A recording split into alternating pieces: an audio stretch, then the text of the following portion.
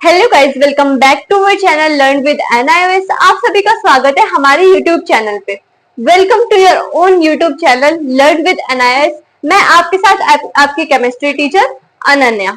ठीक है, तो अभी हम पढ़ रहे थे अभी तक atom, molecule and chemical arithmetic के हम चैप्टर पढ़ रहे थे एनआईओएस बुक का। ठीक है, उसमें हमने कंप्लीट कर दिए थे 4 लेक्चर तक। ठीक है, और आज हम पढ़ेंगे लेक्चर नंबर 5। ठीक, बाय एन इश्यू मैं वीडियो नहीं अपलोड कर पा रही थी, तो अब से रेगुलर आपके वीडियो अपलोड होंगे और आपको समझ भी आएगा। एक रेगुलर मैनर से जब वीडियो मतलब पढ़ाई होती है तो आपको समझ ज्यादा अच्छे से आता है। ठीक है, तो आपसे रेगुलर ही बनेगी। और मतलब मेरा कहना यह है कि आप लोग नोट्स बनाते रहिए जिससे आपको इजी हो, बाद में आपको समझ पाए, जब आपका एग्जाम आए तो आप अच्छे से लिख पाए अच्छे से इसको और समझ पाए।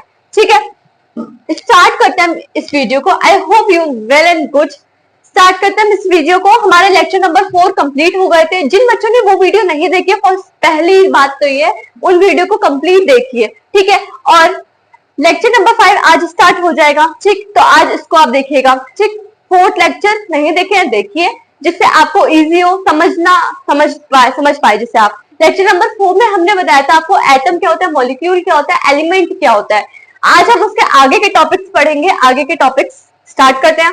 ठीक, तो स्टार्ट करते हैं वीडियो को। फर्स्ट आज हम पढ़ेंगे क्या क्या। फर्स्ट पढ़ेंगे हम मोल कॉन्सेप्ट के क्वेश्चंस। ठीक है, मोल कॉन्सेप्ट क्वेश्चन। ठीक है, सेकंड पढ़ेंगे हम molecular mass.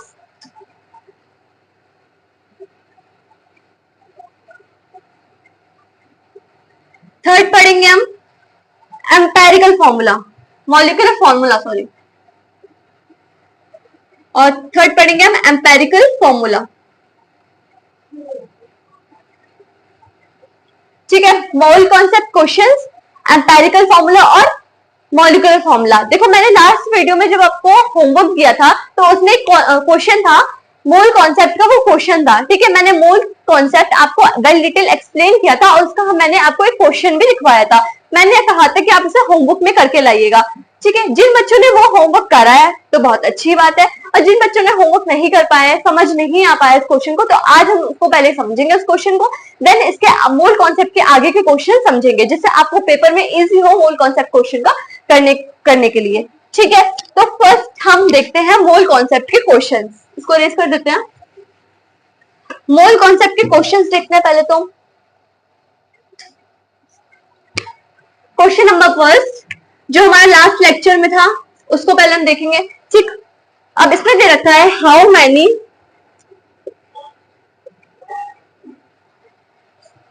Moles of sulphur atom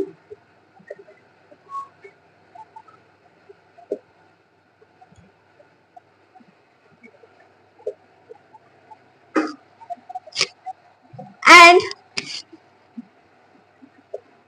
oxygen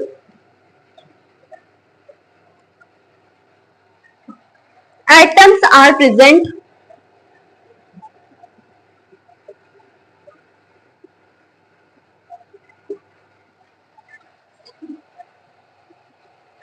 in 1 mole each of H2SO4, H2SO3 and SO2। ठीक है, अब देखो इस पहले को क्वेश्चन समझते कि क्वेश्चन कह क्या रहा है। जब तक आपको क्वेश्चन समझ नहीं आएगा तब तक आप इसको सॉल्व नहीं कर पाएंगे। तो पहले हमें क्वेश्चन को समझना है कि आखिर क्वेश्चन कह क्या रहा है। तो क्वेश्चन क्या कह रहा है, how many moles of sulphur atom, कि कितने मोल्स प्रेजेंट है सल्फर एटम में एंड ऑक्सीजन एटम में, आर प्रेजेंट इन 1 मोल, मतलब एक मोल में कितने एटम प्रेजेंट है सल्फर एटम में और ऑक्सीजन एटम में। इसमें हमें हाइड्रोजन एटम के बारे में नहीं बताना है, सिर्फ हमें क्या पूछा है, सल्फर एटम और ऑक्सीजन एटम के बारे में, एटम में कितने मोल प्रेजेंट हुए पड़े हैं। ठीक है, अब देखो इस क्वेश्चन को सॉल्व करते हैं हम। किस किस में बोल रखा है, H2SO4, H2SO3 और SO2 में कितने मोल प्रेजेंट है in sulphur atom and oxygen atom में, ठीक है। अब देखो H2SO4 का निकालते हैं हम, ठीक है। अब अभी मैंने बताया था आपको कि एक मोल में कितने नंबर ऑफ मोल प्रेजेंट होते हैं, मतलब एक मोल की क्वांटिटी क्या कितनी होती है। तो मैंने आपको बताया था, आपको याद भी होगा कि एक मोल की क्वांटिटी, 6.022 इंटू 10⁻23 मोल्स होती है, ठीक है। एक मोल के अंदर क्वांटिटी कितनी होती है, 6.022 इंटू 10⁻23। इसे कहते हैं हम, क्या कहते हैं, एवोगैड्रो नंबर भी कहते हैं इसे, ठीक। इसको नोट कर लीजिएगा, एवोगैड्रो नंबर भी बोलते हैं इसे, ठीक है। अब देखो हमें पता है कि एक मोल के अंदर कितनी क्वांटिटी प्रेजेंट होती है, 6.022 इंटू 10⁻23। अब हमें निकालना है कि H2SO4 में कितने मोल ऑफ एटम प्रेजेंट है, ठीक है। अभी हम निकालेंगे पहले सल्फर का। सल्फर में कितने एटम प्रेजेंट है, सल्फर में 1 एटम, मतलब 1 एक ही तो है इसमें, तो सल्फर में कितना हुआ, 1 mole of sulphur atom, 1 mole present है सल्फर में, ठीक है। कितना मोल है, 1। देखो हाइड्रोजन तो हमें बताना नहीं है, सल्फर में कितने है, 1 है। अब बताना है ऑक्सीजन, O4। तो ऑक्सीजन में कितने प्रेजेंट है हमारे, ऑक्सीजन में प्रेजेंट है 4, तो 4 मोल ऑफ ऑक्सीजन। इसको आप ब्रेक कर लीजिए, देखो H2 फिर SO4, ठीक है। जैसे हमें ऐसे ब्रेक कर दिया, ठीक है, जिससे आपको इजी हो करने में, ठीक है। H2 में देखो 2 है, H2 तो हमें बताना ही नहीं है, ठीक है। H2 आप काट दीजिए। S में सल्फर में कितने प्रेजेंट है, सल्फर में हमारा प्रेजेंट है 1, तो 1 लिख दिया मैंने, 1 मोल ऑफ सल्फर। अब ऑक्सीजन में कितने प्रेजेंट है, ऑक्सीजन में प्रेजेंट है हमारे 4, तो 4 मोल ऑफ ऑक्सीजन प्रेजेंट है इसमें, ठीक है। तो 1 mole of sulphur, 4 mole of oxygen, ठीक है। इसको इसी तरीके से बताना है, बस इतना क्वेश्चन इजी था कि हमें बताना था कि कितने मोल्स ऑफ प्रेजेंट है। तो सल्फर में हमने बता दिया 1 मोल प्रेजेंट है और 4 मोल कितने हैं, ऑक्सीजन में। नेक्स्ट पे चलते हैं, हमारा ये हो गया H2SO4। अब नेक्स्ट करते हैं H2SO3। इसको मैं रेस कर देते हैं, नोट डाउन कर लीजिए आप सभी।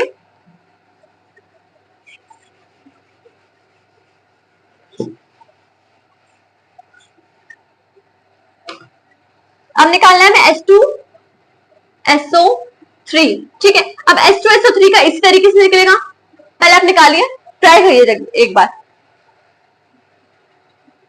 देखो मैं बताती हूँ, देखो हाइड्रोजन का हमें निकालना नहीं है, इसे तो पहले से हटा दिया करो आप, तो हाइड्रोजन हमारा गायब, क्या बचा S और O3। तो S कितने हैं हमारे, इसमें भी कितना है, 1 है, तो क्या लिखेंगे, 1 मोल ऑफ सल्फर, ठीक है। और ऑक्सीजन के कितने हैं, 3, तो 3 मोल ऑफ ऑक्सीजन, ठीक है। क्या हुआ इसमें, मैंने क्या बताया कि 1 मोल किसका है, सल्फर का है, और 3 मोल किसके प्रेजेंट है, 3 मोल प्रेजेंट है ऑक्सीजन के, ठीक। नेक्स्ट पे चलते हैं हम SO2 पे, नोट डाउन करते जाइए आप सभी, एक क्वेश्चन इंपॉर्टेंट है, आता है आप सभी के पेपर में, ठीक। नेक्स्ट क्वेश्चन है हमारा SO2, ठीक है। अब देखो सल्फर में कितने एटम प्रेजेंट है, सल्फर में एटम प्रेजेंट है 1 मोल ऑफ सल्फर, और ऑक्सीजन के कितने एटम प्रेजेंट है, 2, तो ऑक्सीजन 2 मोल ऑफ ऑक्सीजन, ठीक। क्या हुआ, 1 मोल ऑफ सल्फर प्रेजेंट है और 2 मोल ऑफ ऑक्सीजन प्रेजेंट है। हमने किसका बताया था, SO2 का, ठीक है। ये क्वेश्चन सॉल्व होता है, बस इसमें इतना ही बताना था आपको, इसको नोट डाउन कर लीजिए। नेक्स्ट पे चलते हैं हम,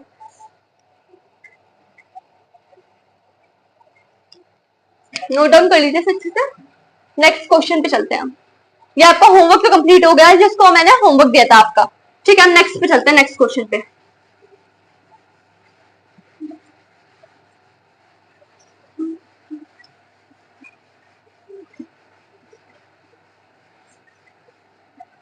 नेक्स्ट क्वेश्चन ने बोल रखा है हमारा question number 2,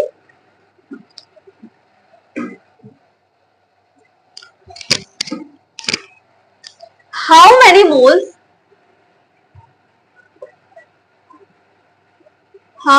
moles of NaOH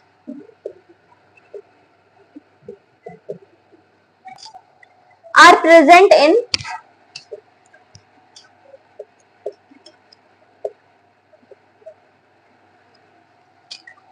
120 gram of it, gram of it.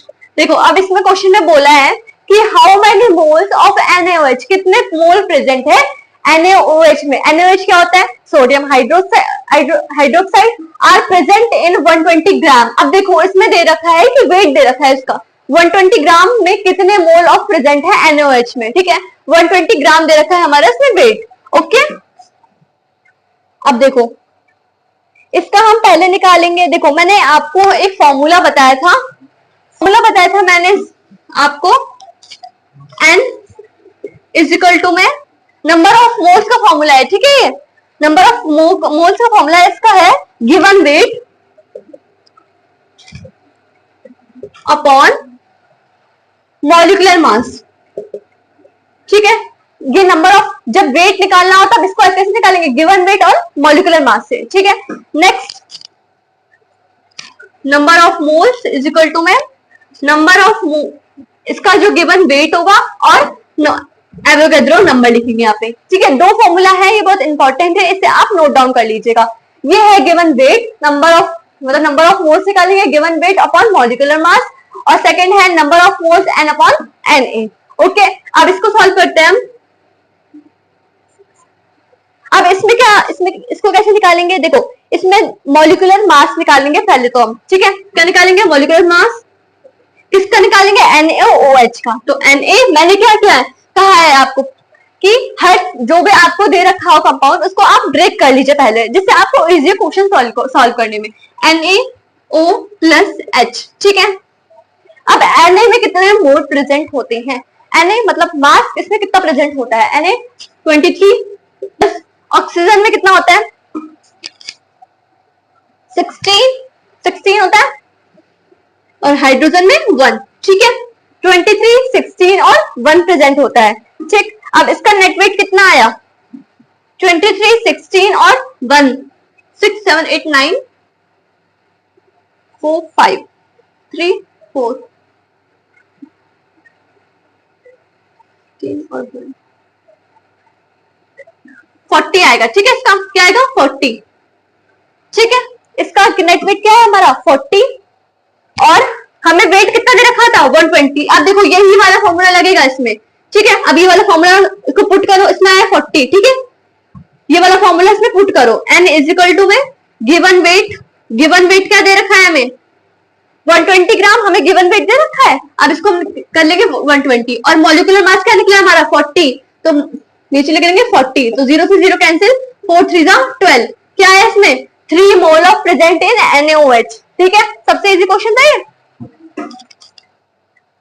3 मोल, कितने मोल प्रेजेंट हुए? 3 मोल किसमें प्रेजेंट हुए? NaOH में। अब देखो मैं बताती हूँ, इसमें बस इतना तरीका है, जब आपको वेट दे रखा हो तो मैंने जो फॉर्मूला बताया आपको given weight upon molecular mass, उसको आप अप्लाई कर दीजिए। बट इससे पहले आपको क्या निकालना पड़ेगा? Molecular mass. मॉलिक्यूलर मास तो हमें दे नहीं रखा, तो मॉलिक्यूलर मास निकालने के लिए हम सबको पहले ब्रेक कर लेंगे, Na plus O plus H। तो अब इसका हम मास लिख लेंगे 23, एंड सोडियम का क्या होता है? 23, ऑक्सीजन का क्या होता है? 16, और हाइड्रोजन का क्या होता है? 1। हमारा क्या निकला? 40। अब जो फॉर्मूला दे रखा है उसमें आप पुट कर दीजिए। तो फॉर्मूला क्या होता है? N इज इक्वल टू में गिवन वेट अपॉन में molecular mass, 120 by 40 is equal to में कट करके आया 3 मोल। तो 3 मोल किसमें प्रेजेंट हो रहे हैं? NaOH में। आई होप समझ आ रहा होगा आपको। इस क्वेश्चन को नोट डाउन कर दीजिए।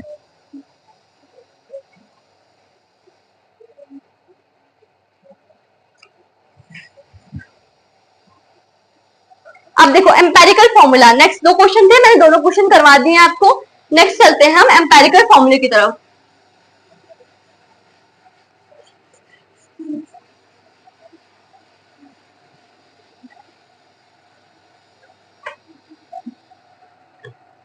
एम्पेरिकल फॉर्मूला,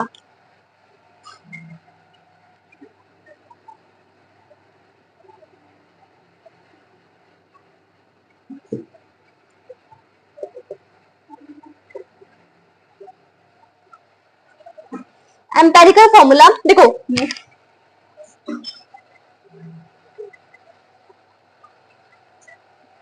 एम्पेरिकल फॉर्मूला आपको ये बताता है कि आपको ये बताता है कि जो भी आपका केमिकल कंपाउंड है,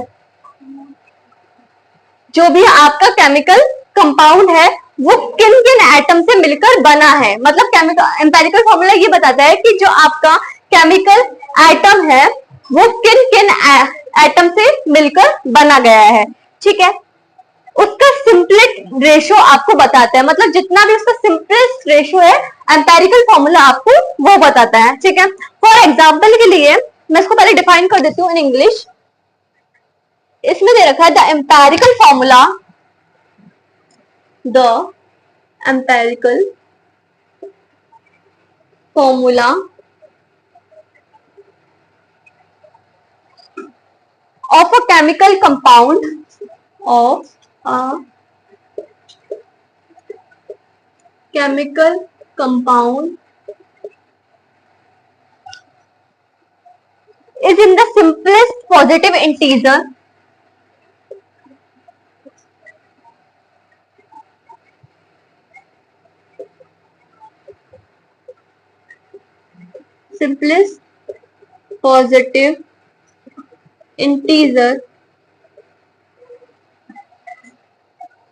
of atom present in a compound, of atom present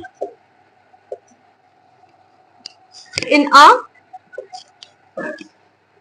compound। देखो मैंने अभी आपको हिंदी में एक्सप्लेन किया था कि जो भी हमारा कंपाउंड हो, ठीक है, वो किन किन एटम मतलब केमिकल एटम से मिलकर बना है और उसका सिंपलेस्ट रेशियो बताता है एम्पेरिकल फॉर्मूला। ठीक है, ये लिखा है the empirical formula of a chemical compound is in the simplest positive integer of atom present in a compound. Okay, अब chemical formula are an simplest form of notation, मतलब chemical formula होता है वो एक simple form of notation denote करता है। ठीक है, केमिकल फॉर्मूला इसको मैं लिख देती हूँ यहाँ पे, chemical formula empirical formula, empirical formula, empirical formula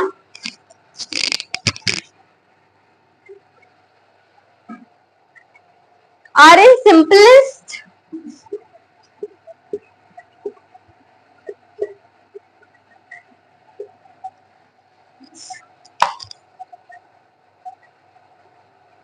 form of notation, form of notation। क्या होता है एम्पेरिकल फॉर्मूला? एम्पेरिकल फॉर्मूला एक सिंपल फॉर्म ऑफ नोटेशन होता है। ओके,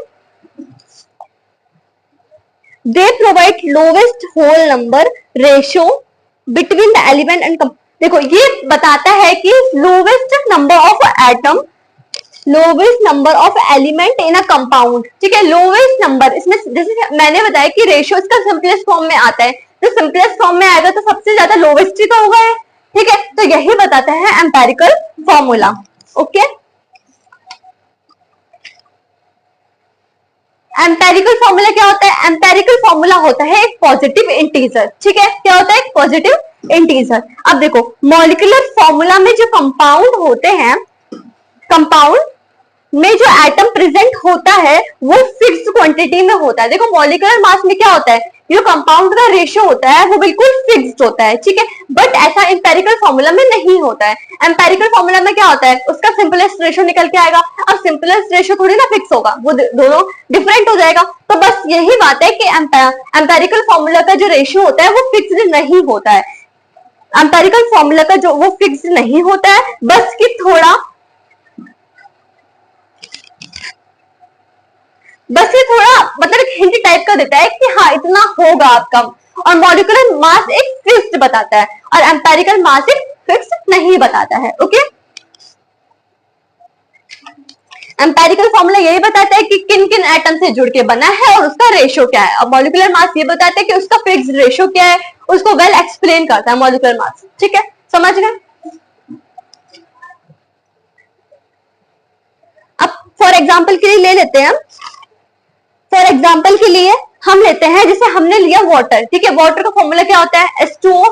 ठीक है, आपको पता है किस किस के, मतलब आपको पता है ना किस किस से मिलकर बना है, किस किस से मिलकर बना है? ये मिला है वाटर, हाइड्रोजन और ऑक्सीजन से मिलकर बना है हमारा ये, ठीक है। तो इसका क्या हुआ, इसका एक फिक्स नहीं है, मतलब इसका आइटम भी चेंज, मतलब इसका जो रेशियो निकलेगा वो चेंज, मतलब अलग अलग निकलेगा दोनों का। इसका निकलेगा 1, उसका क्या निकलेगा, ऑक्सीजन का निकलेगा 16, ठीक है। तो क्या हुआ, एम्पेरिकल फॉर्मूला यही होता है, ठीक है। मॉलिक्यूलर फॉर्मूला क्या होता है, वो फिक्स्ड होता है, और एम्पेरिकल फॉर्मूला वो फिक्स्ड नहीं होता है, ओके। आगे देखते हैं। अब देखो मॉलिक्यूलर फॉर्मूला जब हम निकालते हैं, molecular formula MF, short form में लिख दिया मैंने एमएफ। इसका फॉर्मूला, इसका जो मतलब फॉर्मूला है उसको आप अच्छे से नोट डाउन कर लीजिएगा। इसका होता है N number of moles into empirical formula, ठीक है। ये बहुत इंपॉर्टेंट फॉर्मूला है, ये आपको आ जाता है क्वेश्चन में, ठीक है। तो मॉलिक्यूलर फॉर्मूला का जो क्वेश्चन, मतलब जो जब आप क्वेश्चन करोगे तो उसमें पूछा जाएगा मॉलिक्यूलर फॉर्मूला निकाले, तो क्या होगा, एन इंटू में ये आपको मैं आगे भी बताऊंगी, क्वेश्चन दूंगी उसमें यह यूज होगा, ओके। इसको नोट डाउन कर लीजिए पहले आप।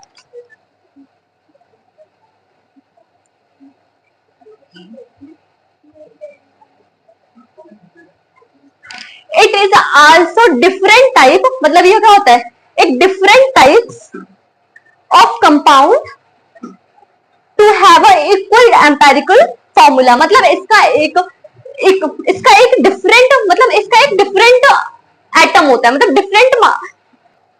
डिफरेंट टाइप ऑफ कंपाउंड होता है। इसमें जब ऐड करते हैं तो डिफरेंट टाइप ऑफ कंपाउंड होते हैं, बट ऐसा मॉलिक्यूलर मास में नहीं होता है। मॉलिक्यूलर मास में होता है वो फिक्स होता है, बिल्कुल, ओके। आई होप समझ आ रहा होगा आपको। अब इतना तो मैंने बता दिया, अब हम बात करेंगे मॉलिक्यूलर मास की, ठीक है। एम्पेरिकल फॉर्मूला को नोट डाउन कर लीजिए आप अच्छे से, इसका बस इतना ही था, ठीक है। अब हम करेंगे मॉलिक्यूलर मास के बारे में।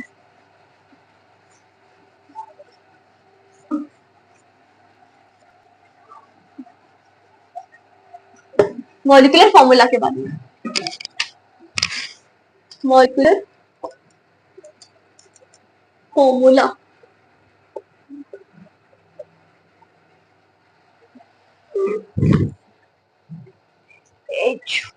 मैं इसकी डेफिनेट डिफाइन लिख देती हूँ पहले। It show the number of each type, the number of each type of atom in a molecule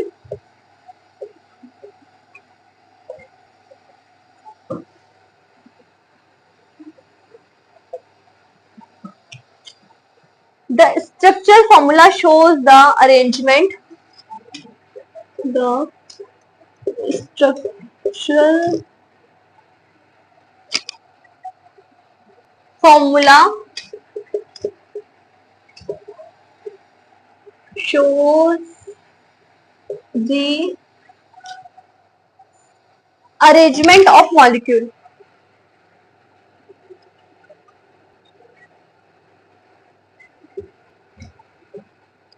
देखो ये आपको क्या बताता है, it show the number of each type of atom, ये बताता है कि एक एटम में कितने नंबर ऑफ मॉलिक्यूल प्रेजेंट है, ठीक है। The structure formula shows in the arrangement of, मैं कुछ दिखाती हूँ इसमें। जो अब देखो पहले बताता है ग्लूकोज का, ठीक है। हमने लिया फॉर एग्जांपल के लिए ग्लूकोज, ठीक है। अब ग्लूकोज का फॉर्मूला क्या होता है, C6H12 और O6, C6H12 और O6। अब देखो ये बता रहा है ना हमारा कि कितने नंबर ऑफ मोल इसमें प्रेजेंट है। मतलब कार्बन में कितने नंबर ऑफ मोल प्रेजेंट है 6, हाइड्रोजन में कितने नंबर ऑफ मोल प्रेजेंट है 12, और ऑक्सीजन में कितने नंबर ऑफ मोल प्रेजेंट है 6। तो क्या बता रहा है हमें, it show the number of each type of atom in a molecule, ये बता रहा है कि एटम में कितने मॉलिक्यूल प्रेजेंट है हमारे, ठीक है। C6H12 और O6। नेक्स्ट मैं लेती हूँ बुटेन, सेकंड लेती हूँ मैं बुटेन, ठीक है। बुटेन का लेते हैं हम C4H10, हाँ C4H10, C4 और H10। अब ये भी क्या बता रहा है कि C4 बता रहा है, 10 H10 बता रहा है, सॉरी H10। ये क्या बता रहा है, number of each type of atom in a molecule, मतलब नंबर बता रहा है कि किसमें कितने मॉलिक्यूल प्रेजेंट है हमारे, ओके। नेक्स्ट लेते हैं हम, नेक्स्ट है हमारा ऑक्टेन, यहाँ पे लिख देते हैं ऑक्टेन, ठीक। ऑक्टेन को लेते हैं हम C6, C8 और H18, C 8 और H18। इसमें भी क्या बता रहा है कि कितने नंबर ऑफ मोल एक एटम में प्रेजेंट है हमारे, यही बताता है, क्या बताता है, molecular formula. Okay, I hope समझ आ गया होगा आपको।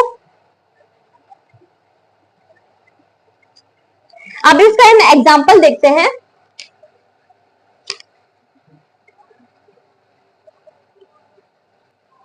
मैंने एग्जांपल आपको बताई थी, ग्लूकोज का ये होता है, बुटेन का ये और ऑक्टेन का ये। इसमें यही होता है कि क्या बताता है, एटम कितने प्रेजेंट है, क्या मतलब एटम में कितने मॉलिक्यूल हमारे प्रेजेंट है इन स्ट्रक्चरल फॉर्मूला। अब ग्लूकोज का एक स्ट्रक्चर फॉर्मूला तो बनेगा ना, तो उसको वो डिफाइन करता है। ठीक है, आई होप आज की वीडियो आपको अच्छे से समझ आई होगी। अगर कुछ भी डाउट है तो आप कमेंट बॉक्स में कमेंट कर दीजिएगा। ठीक है, अगर आपको नोट्स चाहिए तो फ्री ऑफ कॉस्ट नोट्स हमारे टेलीग्राम चैनल, व्हाट्सएप चैनल पे हम प्रोवाइड करते हैं। ठीक है, यहाँ पे आप ज्वाइन हो जाइए जिससे आपको लेटेस्ट अपडेट मिलती रहे।